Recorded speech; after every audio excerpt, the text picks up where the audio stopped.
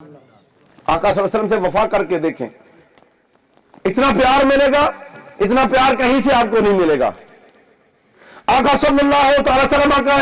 अतात गुजार उम्मती बन के तो देखें,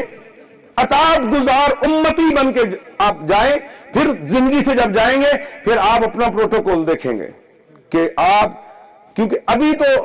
मैं हदीस की रोशनी में बता सकता हूं, लेकिन इसके ऊपर पूरा एक कलाम है कि जब मरता है, मरने के बाद जो वो बंदा नजारा देखता है अपनी मैयत का और कब्र में उतरना अपने आप को देखता है कि किस तरह फरिश्ते उसे उठा के कब्र के अंदर रखते हैं और किस तरह अजाब कब्र का उसके पास आता है तो अजाब भागते हैं। कभी कुरान सामने आ जाता है, कभी नमाज सामने आ जाती है, कभी रोजा सामने आ जाता है, कभी जहाद सामने आ जाता है, कभी हज और उमरा आ जाता है, कभी किसी गरीब और यतीम और बेवा की मदद करना सामने आ जाता है और अजाब को ये सारी नेकियां भगा देती हैं कब्र से।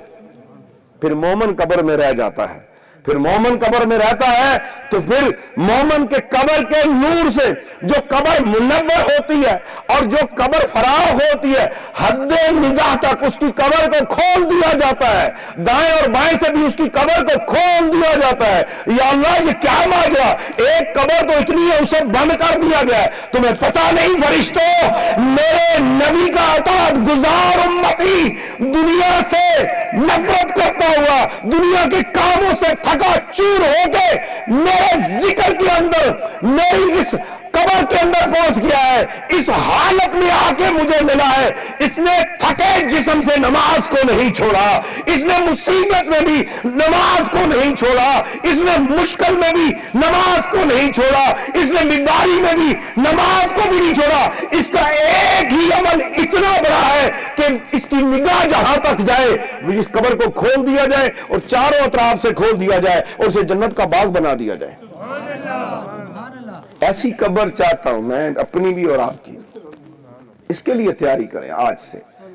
इसके लिए कोशिश करें आज से, इसके लिए मेहनत करें आज से। हाथ जोड़ के कहता हूं आज इस रास्ते की तरफ आ जाएं। ये नहीं है कि ये आधे घंटे का एक रूटीन मैटर का एक बयान है, नहीं, ये नहीं समझना कि मैं अपना टाइम पूरा करके चला जाऊं। मजीद वीडियोस देखने के लिए मोहम्मदी रोनी काफिला के ऑफिशियल चैनल को सब्सक्राइब करें और बेल आइकन को प्रेस करें।